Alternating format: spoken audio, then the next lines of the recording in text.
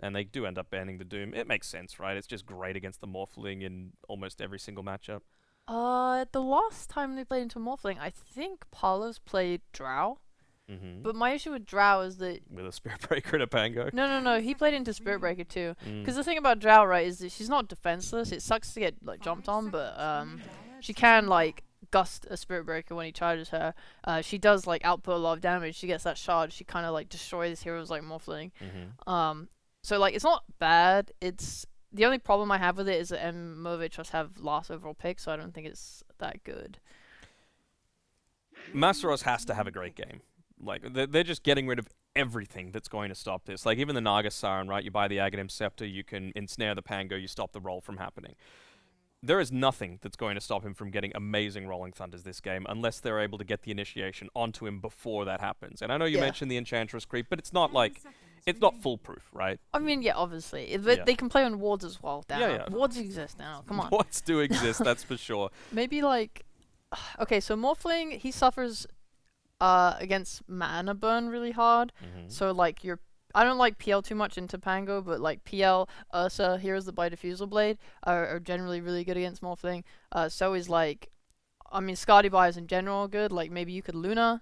and just buy BKB, run with your team. You have like Push and Dragon Knight. You have Krina Pain doing a lot of damage with Dark Willow. I think it would be a really nice round out to their draft.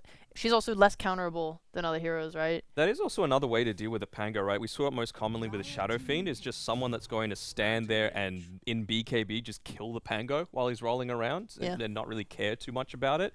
But they go on Anti-Mage instead. I hate this hero. I talked about Mana Burn and Diffusal Blades, and I just ignored the king of Mana Burn, Anti-Mage. You get to save yourself some gold if you pick I'm not talking about Anti-Mage. I hate the hero. Okay, Why? I'll talk about Anti-Mage. Like I said, it's good into Morphling. Morphling is a hero that wants to use his mana. It's not about shifting your strength and agi. It's about being able to use like multiple waveforms to be mobile around a fight. It's about wanting to morph into heroes and use their spells too. If you're playing against Anti-Mage, who takes your mana very quickly, it restricts you in all you can do. You end up as a creep in this fight where all you can do is morph strength and like prey. They don't have any extremely hard lockdown on Motivate.Trust right now. Like, no hexes that catches him off guard. No, like, Blink Spear to surprise him. The worst he dies to is a roll, like, from Fog. But you have a lot of magic resistance, obviously, in your passive, so you're not going to take a lot of damage from that like other carries would. Yeah, I'm just trying to think, like, any kind of AoE lockdown as well that might be able to take care of the Anti-Mage. But I'm assuming this is going to be a support coming through for Boombui, most likely, for this last pick overall. I mean, they've done the Shadow Shaman once. It'd be pretty damn greedy if they did.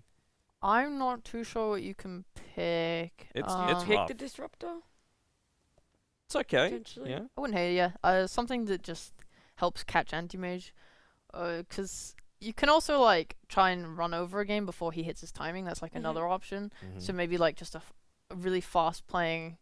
supply. It's hard though because I don't want to say like, oh yeah, like I don't know, pick on dying or something and just try really hard to win your lane and then win the game. But like you are trying to get this Morphling to a point where he can carry. So you do want a support that can kind of scale a little bit more. I would like the Disruptor pick. It's always great to see the players still in good spirits, even when it's such a cool a high impact. Oh, And seeing a bounty hunter, I mean, it's going to give them a bit of a vision advantage for sure on Motivate. That's for sure.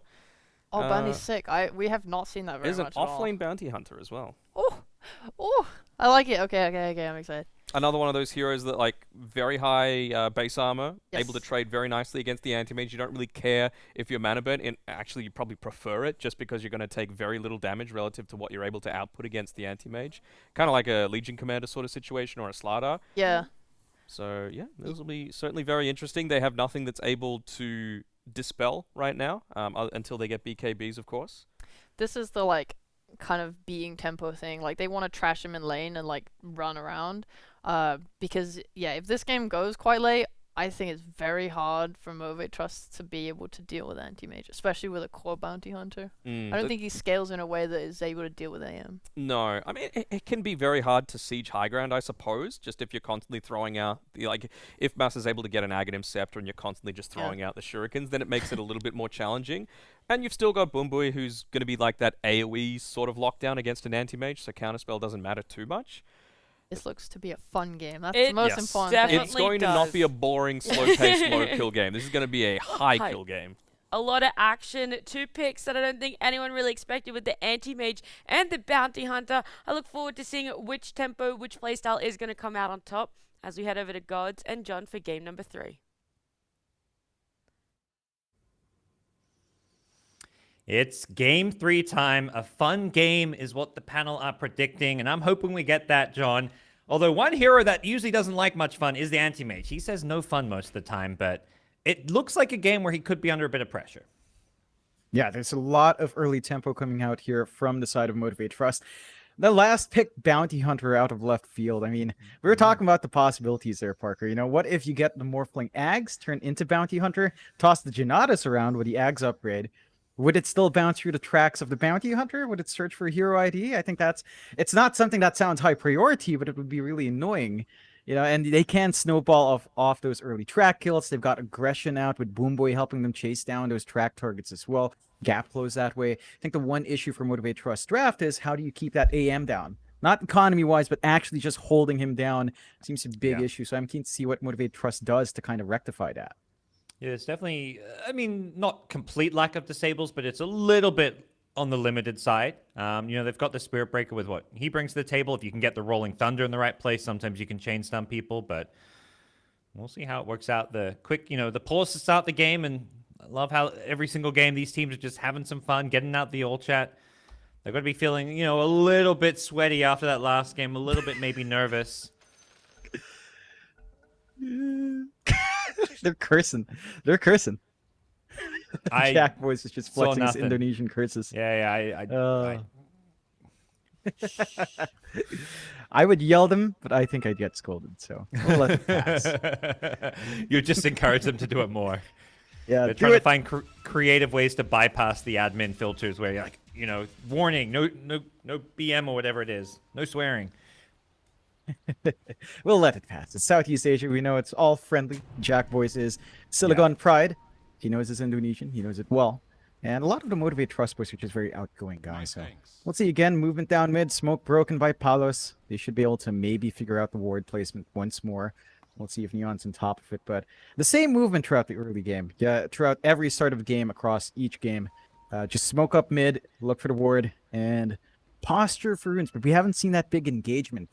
I don't think Motivate.Trust has the best level 1 here as well. So we'll see if either side will really commit to kind of get a rune advantage early on here. Yeah, this is Morph AM draft. So, you know, we're going back to like 2013. And when it comes to the greed, I don't think necessarily either of these drafts want to like start fighting heavily early on. Maybe some of these other heroes don't mind, but I doubt we see Palos and Jackie saying, okay, I'm going in. And it looks like both teams will have a bit of a peace treaty, at least to start things off. They'll trade runes to a peace.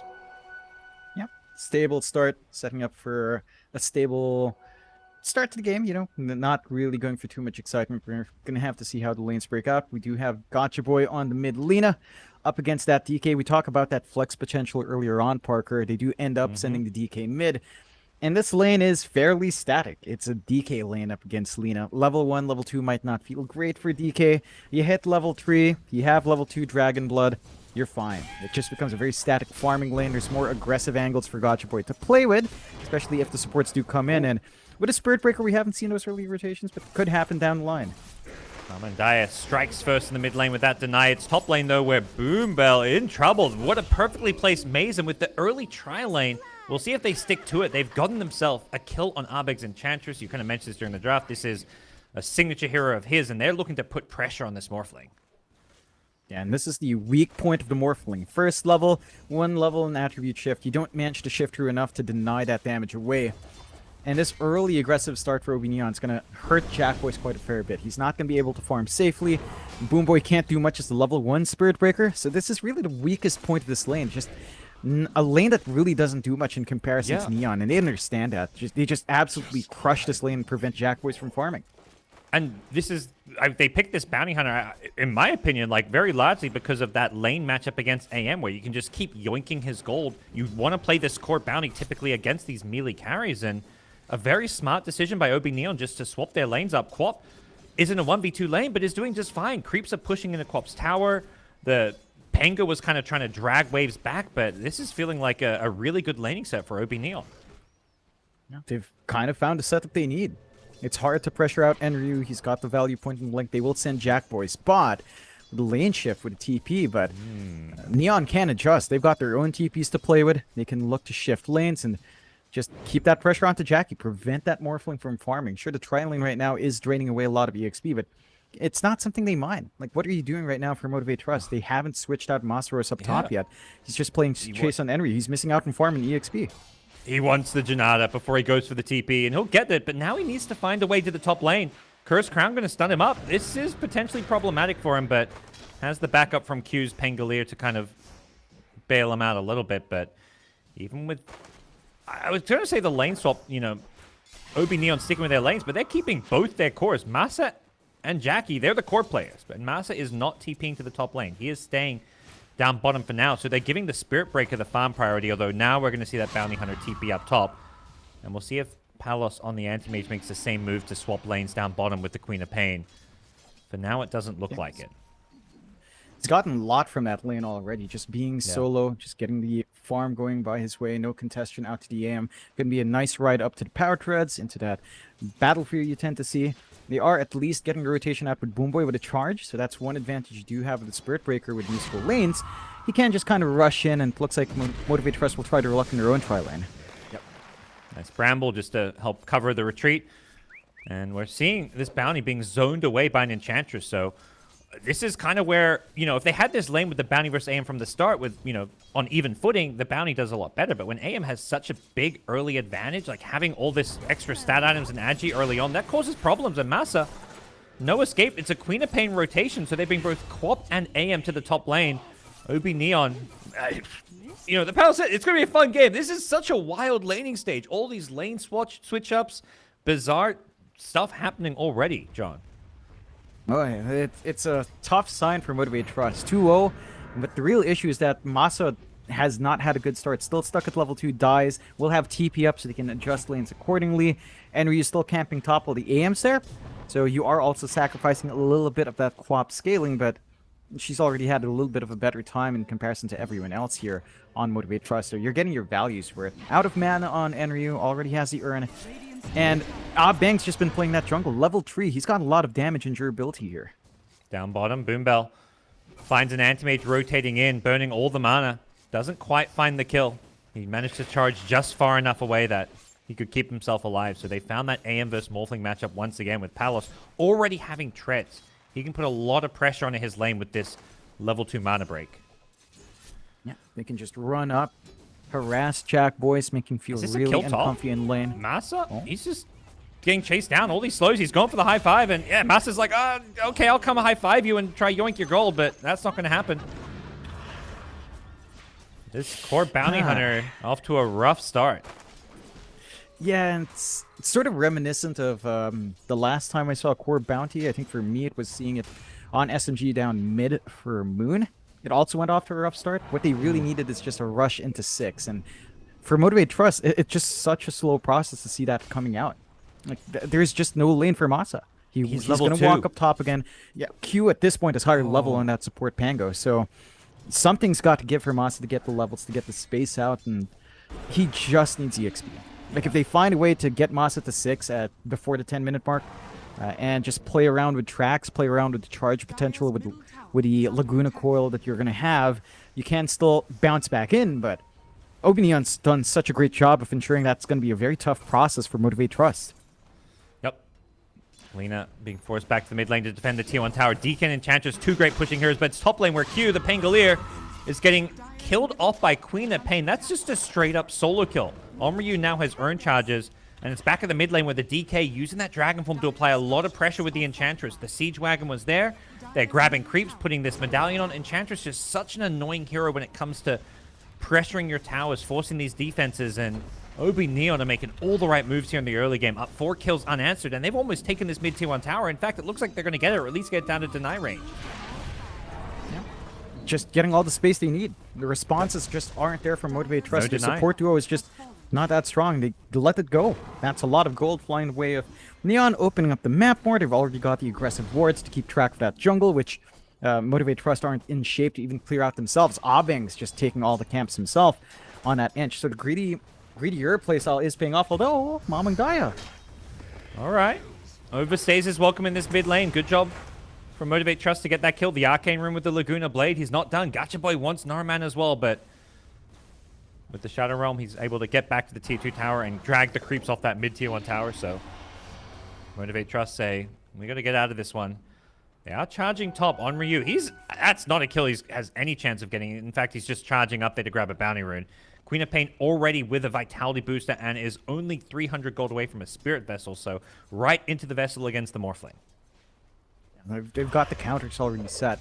It's going to be a tough game for Motivate.Trust. They're just severely underleveled on a couple of their core heroes. Look at Obbing just keeping that Spirit Breaker away. Like, when the enchant's up, he can't even charge safely. Takes a little bit for him to get out. With a lack of map space, there's just not much the supports can really do. They want to give their cores as much free XP as possible. Trying to build up. They can't really get good stacks going because of the vision from Neon. And it just feels like Neon's found everything. Now, mind you, Motivate.Trust isn't lagging by too far behind in terms of net worth. And throughout all of this, Gacha Boy is still #1 in net worth anyway. So Lena's managed to really get going here. Just needs that fast travels to show up in the lanes. But they have to do something about this map control. Because Masa still has nothing. He's still level 4 in the bounty. He still only has a Ring of Health. And he's always being kept tracked in that jungle. They just dust him up, chase him down, and prevent him from finding anything. He's got the Vanguard, though. He's online. Rushing that Ring of Health Quelling Blade and now has a Vanguard coming out. This is poverty central. I think at this point, maybe it's hard for them to say it, but I think you just sort of treat the Pangolier as like the core hero more so than the Bounty Hunter. That to me is the hero that can have more of an impact with, Blink, Rolling Thunder, that level 6. Compared to what the Bounty can do, I just feel like that's the impact hero. But I'm not sure whether Motivate.Trust will necessarily see it that way, as both teams looking to trade these towers. At the same time, Neon showing signs that they want to defend down bottom. Gacha Boy's being caught by a Cursed Crown here. The Shadow Realm as the Laguna Blade comes flying out. But Naraman doing some good damage here. They want Gacha Boy. He's out of mana. He's got the DD rune, so he's just standing his ground. But the aim with the Mana Void gets Gacha Boy low. They do end up getting the kill on the Lena, but it comes at the cost of the Dark Willow for now. And Arbeng in the front lines with the Nature's Attendant is just such a tanky Enchantress. Mamandai gets a 2-hero Breathe Fire, and Jack Boys, all they can do is morph strength and hope for the best.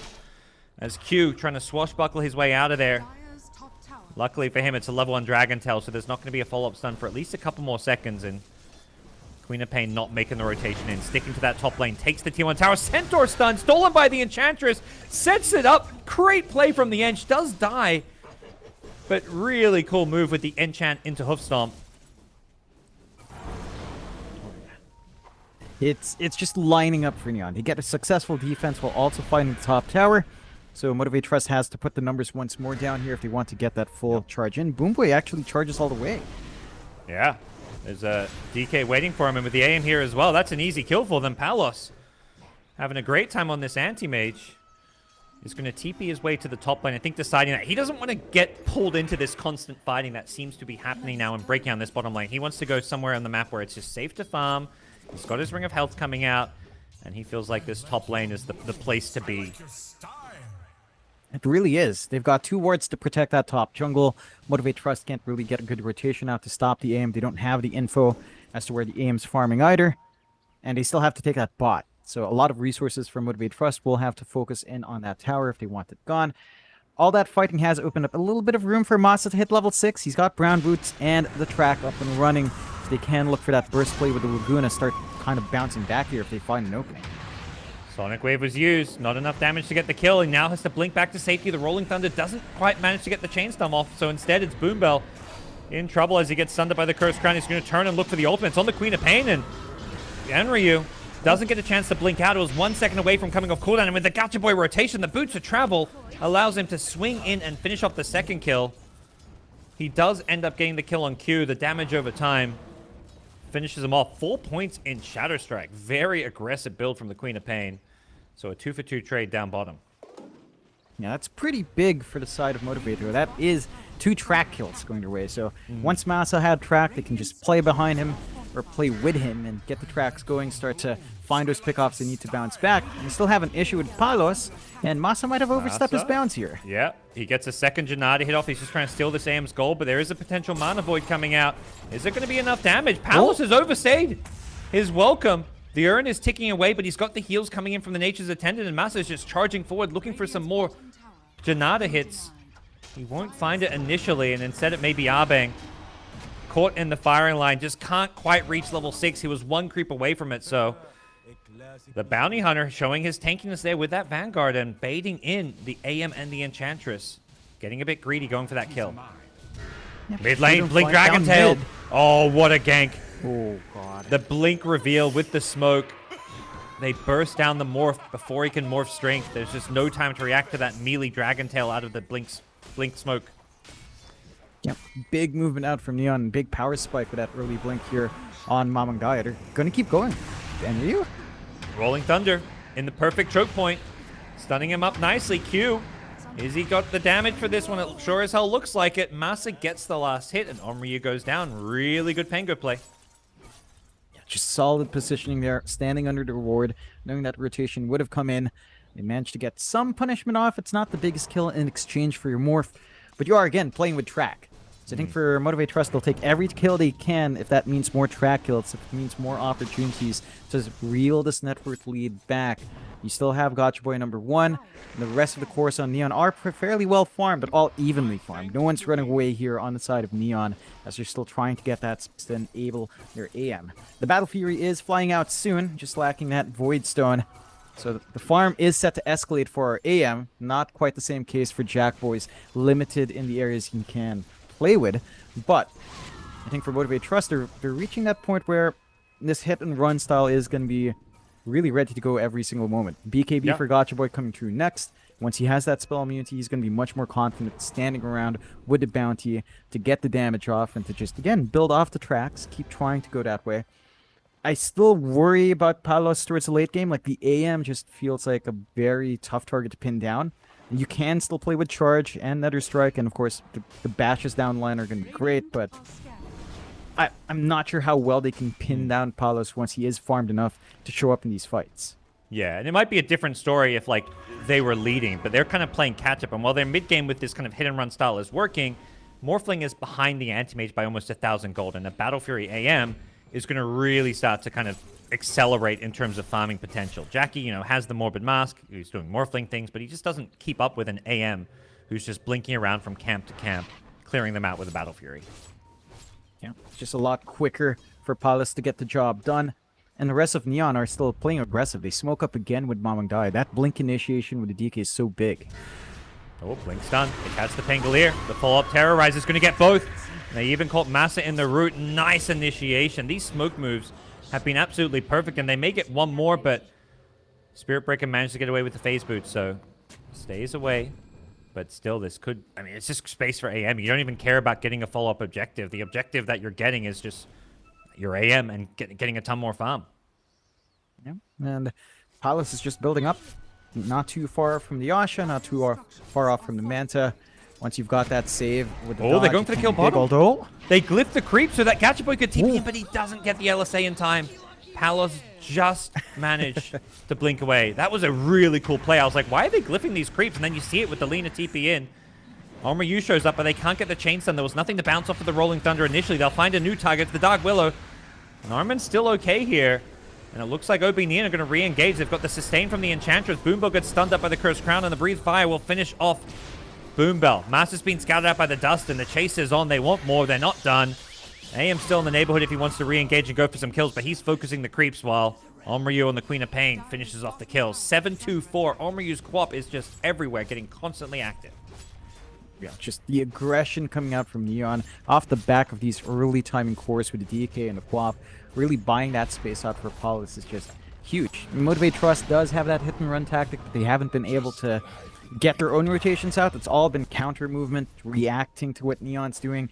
And I don't think that's where this lineup shines. They have to be the ones to get the jump. They have to be the ones to move out instead of reacting.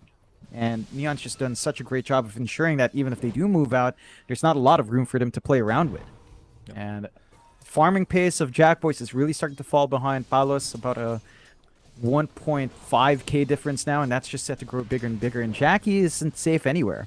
We saw that stun down mid earlier on with the blink reveal. He's got to play a lot more cautiously, but just look at the vision out from OB.Neon. A nice ward below the ramp in the triangle area, right behind the tier 2 to watch that spot, and watching the entrances of their bot jungle as well in case Jackboy sneaks down bot. They're just keeping track of all these spots where Motivate.Trust might potentially play the farm game or get the rotations out from. And for Motivate.Trust, it's starting to feel like, yeah, you can play hit and run, but maybe it's time to slow things down. Masa's working towards a Midas here, Parker. A late Midas. And that could be one way to catch up, because our Bounty Hunter is still level 8. It just doesn't feel like a core yet. You want that catch-up gold, you need higher levels of track. Mamandaya does look for an initiation, catches Selena with the Dragon Tail, but she was too far tucked into the trees and there was no follow-up. Instead, it might be Q in the mid lane. His Pangolier is running into them, goes for the Rolling Thunder to start off the initiation here, but Nama gets off the Shadow Realm and jukes the second stun. He's still playing around in the trees, and Q's Rolling Thunder is going to be coming to an end here, but Narman may have overstayed his welcome here as the Sonic Wave is actually going to take out the bounty on Ryu on the backlines. Just finding these kills. Really well done by the Queen of Pain, even though they lose the Dark Willow in the process. And once again, it's space for AM. Morphling was kind of coming in as if a fight was going to break out, so he wasn't hitting creeps and AM was. And that's where the big difference lies. Palace is just widening that gap, working the map a lot better. Motivate.Trust are forced to bring in their entire lineup just to find some of these key pickoffs, and when you lose Masa like that, you're not getting the benefit for the Bounty Hunter. You're not getting that ramp up into that level 2 track where it feels a little bit better with the allied gold going up. You're losing out on just that scaling you need on a lot of these heroes. I am keen to see what Jackboy's plan is, though. He is going for a Manta for protection straight into the Ag. So what Ag's form we're looking for? Bounty Hunter Ag, Spirit Breaker Ags is more than likely to play. We'll find out as Neon will go for another smoke movement out here. Even the Willows may be another option if you can get that morph onto the enemy. A little bit trickier, perhaps, based on the positioning. We'll see if you can get there, because that seems to be the timing that Motivate.Trust have to wait for. And this smoke, not finding anyone initially, but here they come, walking right into them. Blink Dragon Tail, they've caught the Lina first. The Terrorize on 2 as well. The follow-up is there, but they need some more damage. They're a little bit light. As on the backlines, it's Omryu and Narman trying to bring down Boombell. He gets chain stunned up and brought down. Q's, he's Rolling Thunder, going to be completely off the mark as the Queen of Pain pinked out just in time. And now, with more heroes showing up to the party, it's Gacha Boy finishing off Narman. They want this Enchantress, but TP on the high ground. The Blink Scream is there. Nice Morphling play, and he's even going to find a Courier. Well done by Jackboy. He's using that Queen of Pain form to finish off some of these kills. For a second, I thought Palace might try and TP down there to join in on the fight, but he's dedicated to the farm in the top lane. He's continuing to accelerate, so it's a good fight for Motivate.Trust, but once again, it comes kind of at a price. Yeah, it comes at a pretty heavy cost, and for the side of Neon, that looked like a really good angle for them, because they managed to get the smoke break right on the ramp where their ward was, on the low ground. So that's just really great info use out from Neon. Very hard ward to spot as well from the side of Motivate.Trust. Not going to be able to get that D ward. All you have the sentry down, so we'll see if they smoke out there again. Overall, even if you do make those sacrifices, your Palace is just huge, and Jackboy isn't safe. Yeah. He perhaps knows he can't do anything here. The Mana Void should be coming soon. He's going to not completely pop from that one, just the level 2 Mana Void. He's still being chased down, no deny. On Ryu, making sure they get the kill with the Blink Scream. It looked like Masa was trying to go for the deny play there, but now he's been caught by the Shadow Strike. Has to just use that movement speed to get the hell out of there. AM showing up at the right time to the right place, and they're looking for more. Narman thinking about going behind enemy lines, but Omryu with the track, they had vision of him, and now they're looking to chain stun him, but the Yule Scepter buying him some time to not get completely destroyed by this Rolling Thunder. Now with the Terrorize on the Spirit Breaker, they're being pushed back, but Omryu, once again, playing it safe. Doesn't want to go for that Blink Scream to finish off the kill because it would probably cost him his life, so safe play from OB.Neon, who have got to be feeling like this AM is going to be carrying them to the promised land. Those three-way tiebreakers that could keep them in Division 1. OB.Neon showing that there's still some fight left in their Season 1 run here in the SCA DPC League. They've really shown up throughout this entire series, and this game tree is just really clean execution from them. Not taking massive risks, buying the space out for their win condition, not overcommitting. Aside of Motivate.Trust, we kind of saw them in this situation in Game 1, where they were severely behind in the early game, up until maybe 20-30 minutes in. So they haven't lost too much yet. Like, it looks very bad, but their tier 2s are all still up.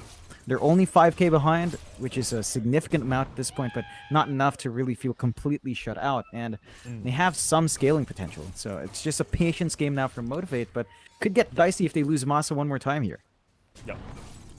Feels like a lot of the scaling potential is just coming from 2 heroes. Masa at top will TP out, but I think at this point, Bounty Hunter's got to at least somewhat accept that he's probably not going to become like a true scaling core at any point. The BKB will be nice for some survivability and team fight, but it really is just the Morph and the Lina who offer like some kind of late game threat. They're going to be looking at the Bounty Hunter and the Spirit Breaker as heroes to give them vision, to give them lockdown, give them some extra gold through the track, but pressure is on for Motivate.Trust considering how well all 3 of OB.Neon's cores are doing. Just working the map way more. It's just down to the early objectives they took. Clearing out all the tier 1s means the jungle is easier to invade, and they've been constantly invading. Just running in the top jungle, cutting off the side of Motivate.Trust and Q. Amandaya couldn't get in range for the Dragon Tail. He does pop the ultimate, has a BKB as well. Narman on the Willow is very low and will end up being, even in the Shadow Realm, get finished off by the Rolling Thunder. So full retreat from OB.Neon. They use the Dragon form, so bit of a long-ish cooldown being committed there, but showing no signs that they want to take a fight. As soon as Motivate.Trust bring 5 heroes, they say, okay, our AM's down bottom farming. Like, you know, in terms of the economy, this is okay for us. We want to make sure AM's there if we take a big team fight at this point, because he is their strongest hero now that his BKB is being delivered. It's at the point where Palos can commit and join in, and that's something Motivate.Trust has to be a bit ready for. Jackboy's not quite at that point. Still waiting for the Ags. Still about 1,500 gold away. And once that's up, potential for a double Spirit Breaker charge is going to be big. Just having more ways to gap close, having some good status to resist the swell with a bulldoze is going to be massive. And as you mentioned, Parker, you could always turn to the Dark Willow for that nice little machine gun form with the Shadow Realm as well, if you do manage to find her out. So we'll see what the call is for Motivate.Trust, but I think they've done a pretty good job in holding back despite that deficit. Like, they're still in the game. They're not completely out. There is a smoke from both sides, though, so we'll see who catches who first. Clash around the mid lane. Palos, a great hero to break the smoke. He blinks into Illusion Rune. And Motivate.Trust see him, and they're just like, we can't really do a whole lot about that. Now the info is there, and Jackboy's in the bottom lane. Blink Dragon Tail, he doesn't get the Morph Swinged off. There's the Terrorize for the Fear. They've surely got the damage to finish this one off with the Bedlam. A Morphling kill, a great move with the smoke, and Palos was kind of the distraction in the mid lane, pretending he had teammates behind him, but he was just playing by himself. Gacha Boy being blinked on, trying to just force out a BKB, but not taking the bait on Ryu. Just constantly applying pressure wherever he goes. And this is just rough for Motivate.Trust. They do not want to be sacrificing their Morphling. Jackboy just doesn't have much spots to farm. There's no safe lane to shove out for him. So every single time he makes a move like that while everyone else is smoked and running away from him, it's a massive risk. And it widens the lead once more for Neon, slowing down the Morphling's timing into the Ags. Jackboy is now behind Mamangdai in farm. You still have some good items flying through for Gacha Boy. BKB up along with Lincoln's. Double protection here for the Lina in terms of standing forward. And we are still getting some slow build-up on Masa with a BKB up and running soon. So Bounty Hunter is going to be a lot harder to pick off from the front line. It still feels like Neon's got control of the game. Again, if you look at the map, just 2 objectives left for Motivate.Trust. Haven't seen any moves onto Roche, and they can make a move after to find a big pickoff. And Ryudo. That's the pickoff they're looking for. The Queen of Pain. No chance to use the Yule Scepter. Just the perfect chain stun as the DK. Keeping up here with Palos. They want to try and take this fight, but OB.Neon can't get close enough to initiate on anyone. Perhaps they just prioritize something like Roshan instead. Even with the Queen of Pain dead, they know that Rolling Thunder Laguna were committed, so this could be an opening for them to push out these lanes and maybe go into the Roshan pit. Could be a big objective for them to take. Not the best vision here for Motivate.Trust to watch that Roche pit, so it's going to be hard for them to figure out if anything's going on there, and without their ults, it's a lot rougher to get that AoE control they need as well to pin them down. See, Neon just take back that top jungle, play with Abings, and he's had a lot of impact just running around, clearing out the camps himself, you know, and getting that space out. They will commit for the Roche. With the medallion up, it can speed the process up slightly. Motivate.Trust, can't really afford to give that rush away. They do manage to get a good scan off, so they are aware, but I don't know if they can really make it in time. Yeah. Rolling Thunder isn't too far off, though. 10 seconds away. I don't think they've got 10 seconds, though. That's like their spell to fight in and around the Roshan pit, and they're also just not in position. They're pushing out this bottom part of the map. Getting some like vision up in the mid lane and all that, but it's really just a Roshan that there was no play on Motivate.Trust, and that's why OB.Neon went for it. They knew this was the perfect safe time to make this play, and now you've got to worry about an anti-mate with an Aegis as well. Oh, and he finds a Titan Sliver. That wasn't enough to have an Aegis. He needs to get one of the best tier 3 neutral items to even further improve his game. Yeah, stat resist, base damage up, makes it a lot harder to pin down Palos. Even the magic resistance, someone who already has 45 magic resist with his passive, can be pretty hard to burst him down at this point. Motivate.Trust have reached this item spike though, Parker. They've got the Ags up on Jack Boys. So, Morphling Ags form is up. We've just got to see what Jack Boy's idea is. You know, who does he want to turn into? What's the kind of cheese plan you've got here? Is it going to be Spirit Breaker, as most people love? Is it going to be a Bounty Hunter, something weird, or just Dark Willow form to Machine Gun through? Lots of options, but we've got to see if that impact's going to be there. Yeah, and it feels still really hard for him to team fight, and he's got a BKB queued up, but he's got this big mana pool now, like over 1,000 mana. If like he finds himself getting burned down by the AM, this could go bad for him. We see the AM just charging forward, unafraid at this point with the Aegis and just the strength of his current items. So close to a Skadi as well. That's going to even further negate some of the Morphling healing. So looking like a really tough game. So Jack Boys may have this Aghanim Scepter, but it doesn't feel like they can fight, at least not until this Aegis maybe expires. Gonna have to hold back and Motivate.Trust. Just be patient, get what farm they can. Maybe sacrifice their last after a tower. It looks bad, but it's not like they can really hold on. They do have their heroes around, though. They could make an attempt, but Abing's just doing such a great job with that enchanted creep. Getting forward vision, ensuring there's no angles, and they find a safe objective. We've got the Ags up in Mamangdai with a Black Dragon form. He goes forward. Well, yeah, this is a DK that's now saying, okay, we got this AM going late game. I need to scale as well. Make sure that it's not all up to the AM to be the, you know, the only hero in the late game. Because if AM gets controlled, you know, AM's not the hero it once was in terms of being able to like solo carry a game. It kind of peaks around this 30 to 40 minute mark, and once you go later, you know, the hero kind of falls off. You get 6-slotted fast, and then you don't have any room to build more items. That's why you need your teammates, heroes like DK and Quap, to also start prioritizing late game, because it does have a feeling that this game isn't going to be ending anytime soon. It's going to be a fairly long game. At the real least, if both sides do manage to hold on like this, if Motivate.Trust don't give any openings out, they can just turtle. They are getting, again, their money's worth out of Jack Boys and Gotcha Boy. The side of Neon have sacrificed a lot of their own farm to just enable Palos. Mamangdai is a bit behind, and Enryu's definitely behind those two other cores. So it's the AM show. It's the Palos show right now. And if it does go on that way, like, you can't expect either of those heroes to also get some room back down the line. There are a lot of ways to just itemize for utility, especially for the Quap. But, oh, double charge. Yep. They dodge them both. That Yule Scepter doesn't get hit by a single one. The Nether Strike will land, but Onryu's going to blink out. Oh, what a sick play there. Instead of using the Yules offensively, uses it defensively, dodges everything. The DK's died on the backlines here, but they're going to get the Spirit Breaker and the Morphling, it looks like. 2 kills go their way. And the chase is on. They dust up Master. They see him. Gotcha Boy turns, hits the LSA on the AM, but there's no way they're bringing him down. They just don't have the damage. And it looks like they found a new target. The AM wants that Lina, but can't throw out a Mana Void because of Lincoln Sphere. But now it's been popped. Has to BKB on the Lina. Palos is willing to commit his Aegis for this one. Gotcha Boy. Lincoln's up in 3 seconds. Needs it up, or AM may pop it. They do manage to get back to the safety of their base. Now Onryu forced to blink out. Perhaps a bit of over-aggression coming in from OB.Neon as Q rolls himself up into a ball. Will turn around and be okay with that Ag Shard. And OB.Neon will be forced back. Not quite the outcome OB.Neon were hoping for, but they still win the fight, even though they lose the Aegis with that Morphling kill. Yep, they managed to kill off the Morph, kill off the Spirit Breaker, stop that double charge. So it does look like the Spirit Breaker form is what Motivate.Trust are gunning for. Kind of heralding back to old TNC. And they used to run that combination a lot. Neon, it's not the worst fight for them. They do lose Mamangdai's DK. That does give a bit of a gold swing towards the side of Motivate.Trust, but not enough to swing the game just yet. They are, again, kind of playing the slower pace. They did try to get an opening out with the Ags timing on Jack Boys. is still going for a charge play. Yeah, so it looks like they really will stick with the Spirit Breaker form. And that will make him harder to pin down, but he needs a defensive item. Going for the BKB next.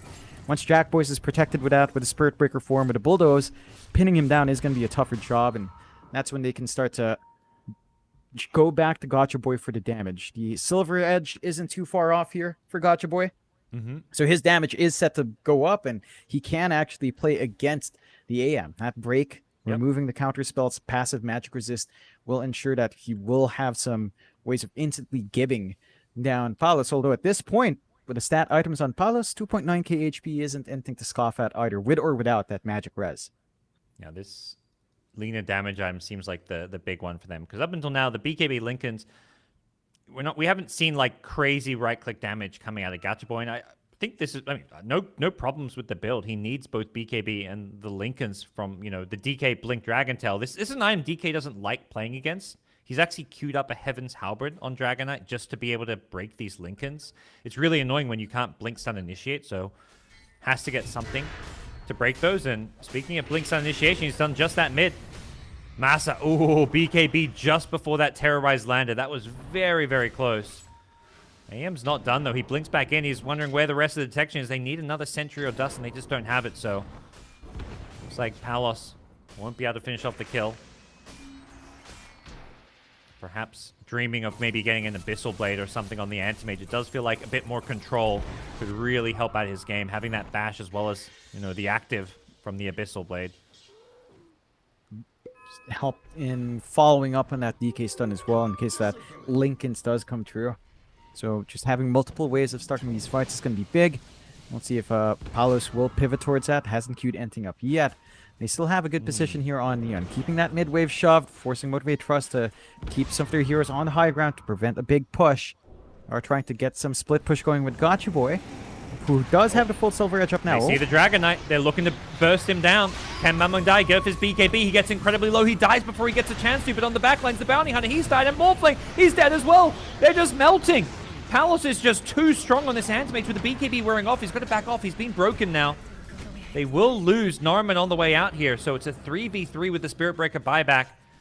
The fight does go at least slightly in OB.Neon's favor, particularly once again killing this Morphling. That's back-to-back fights where it just feels like Morphling just can't do a whole lot. Such a rough game for Jackie. You see it there on the teamfight recap. It's kind of an even gold exchange as well as XP. But the buyback being used and the fact that the Morphling dies, you've got to give at least somewhat of an edge to OB.Neon. Yeah, they find a lot more. And for Motivate.Trust, I get that they want to try to be aggressive with Spirit Breaker form. They really need that protection on Jackboys. Like, he needs that BKB. He cannot afford to be chain stunned out. Boomboy barely gets away. Dust barely misses him as he tries to retake the outpost. They don't lose anything more, and he can't afford to die as well because of that buyback. You are getting really big here, though. Palos has gone for the Butterfly, so opting to just be safe from right-click damage, especially from the Lina. So some protection coming out, a lot more damage coming through for Palos as well. But I think considering how Motivate.Trust have been, it feels like they're banking on the breaks, banking on some of that magic damage from coming through, banking on the charge, the bashes to hit. And I'm not sure if the Butterfly is really going to be the go-to. Like, it's still a nice item, but we've seen it kind of flop for Neon before. Yes. I feel like I do agree with you there, Parker, where an Abyssal, a Basher would have really closed out the game. Just ensure that there's no way for Jackboys to even survive, even with his fresh BKB. Like, that just completely kills him off. So yeah, we'll see I if don't this hate costs the them, Butterfly, still but strong. it seems like it doesn't fix a problem. Like, the problem seems to be a bit more in the lockdown category, but we'll see how things pan out. The DK staying alive is another big priority. They need a way to keep him getting... If he gets initiated on, he needs to find a way to get off that BKB. That's 2 fights in a row where they've managed to burst him down just to start things off. Perhaps they give him even the next Aegis. That's maybe a consideration if they feel like Palos can tank through all the damage. Yeah, that could be one way, because it doesn't feel like Palos has been dying at all in these engagements. They are also building up Enryu's Lotus Orb, so that could be just one way. Purge off one of the stuns. That's enough of a window to maybe get a BKB, unless you get really unlucky and just get chain bashed in front. That's probably the only situation where that won't fly. Motivate.Trust are somehow still holding on to the high ground. Right? They've been at this deficit for a while. They haven't been able to take much towers off. They haven't really won a big fight recently, but they're hanging on. And we haven't seen the effect of Jackboy's BKB just yet. Could be seeing it soon with both sides kind of converging onto that top jungle. No vision out from the side of Neon. There is at least one ward watching here from the side of Motivate.Trust, but no one's crossing that line in the jungle yet. Yeah, OB.Neon showing a lot of respect, even though they've surely got to feel like they're the one in the driver's seat here with how much they've been able to pressure this Morphling and get farm on Palos. But they want to just play around their vision. Disciplined gameplay. They find themselves in the Arcane Rune there. I think they were hoping for something more like a DD, but they'll take what they can get, playing around these rune spawns, waiting for next Roshan, which will respawn in 50 seconds, something that only we viewers and observers are aware of. And here come the smoke. They want to take this fight, knowing that Roshan could be up. They want to contest this one. He actually goes into a root here. Q has the roll up. That keeps him alive for now, but not so lucky as perhaps the Spirit Breaker gets caught in the middle of the Sonic Wave. The Scream will finish off the Spirit Breaker. He's got no buyback. Jackboy's is charging in. Once on Ryu, has not got the damage as he blinks out, and Jackboy's now in all sorts of trouble. Does manage to find a charge target in the bottom lane, so he is in full retreat. Can Norman catch up to him? Nope. So 2 dead on the side of Motivate.Trust. And it's pretty costly. No buyback on Boomboy. There's not enough a window to really make anything happen. The key heroes are still alive. Gotcha, boy. Uh-oh. That is Lincoln's broken base. Got a BKB. He's going to turn and fight. Wants to bring down the aim. That Laguna just tickling Palos. But the Dark Willow does go down here. The Mana Void does too much damage. Lina takes a spill. And AM just looking like he's too farm to fail. The DK on the high ground catches the Bounty Hunter on the retreat. 4 down. No buybacks. Things looking very, very grim here. They're going to go high ground with the DK, Dragon Form, and the Anti-Mage, and they can just go straight for the throne, it almost feels like. No buyback on Gotcha Boy. Respawn for a minute 17. It's tough for Motivate.Trust to pull off that defense, at least with the supports, with a Rolling Thunder and Charge Up. You'll have the Spirit Breaker form for Jackboys to play with. They will have to surrender at least one set of racks. Q, gonna look for the roll up here. Try and delay this one. It's gonna go for the full ultimate. Rolling Thunder on him. Palos happy just to kind of BKB and ignore it. The charge coming through. They want to go on this Anti-Mage. Can they get the Chain Stun? The second charge coming in, but Boom Bell, he got stunned on the way in. Palos still surviving his way through this one. Gets the Manta, and then he blinks out. And they're dropping like flies as the Boom Bell Spirit Breaker goes down. Another charge from Jackie, but he hasn't got the damage by himself, and Palos has been able to blink back in with a low cooldown on the Mana Void. That level 25 talent giving him a 20-second cooldown. And there's 4 dead. Tier 4 towers and throne the next priority. Bounty Hunter will respawn in 3 seconds, but all they've got is the Pangolier with this bounty, and I don't think they can defend this one, John. No, it's looking nearly impossible. Respawns are coming out, but they can't afford to take losses Dragon here. Tail. Yep, Massa gonna get caught out. The Sonic Wave being committed, and they're gonna get the throne. OB.Neon keep their hopes and dreams of staying in Division 1 alive. They're gonna force more tiebreakers. As if there wasn't enough, SCA DPC League says we keep on delivering more. The top of SCA Division 1, the bottom of Division 1, the top of Division 2, the bottom of Division 2, there's tiebreakers galore. All the Dota, more Dota. People said there wasn't enough Dota in the DPC Leagues. Well, SCA teams say, we'll fix that. Yep. Just forcing way more. Execration probably not feeling very good seeing this result. Forced to play an extra series up against Neon, up against OB.Neon and Motivate.Trust. And side of Motivate.Trust, this would have secured them their start. Neon managed to cling on for their dear lives and showing us again how much they've improved over the Huya Cup, over that Christmas break. And just can't underestimate them. You know, they managed to pick that AM. It's a great pick from Palos. We thought we had the Bounty Hunter counter, but it didn't come out from Massa and just kind of fell apart for Motivate.Trust from the laning phase.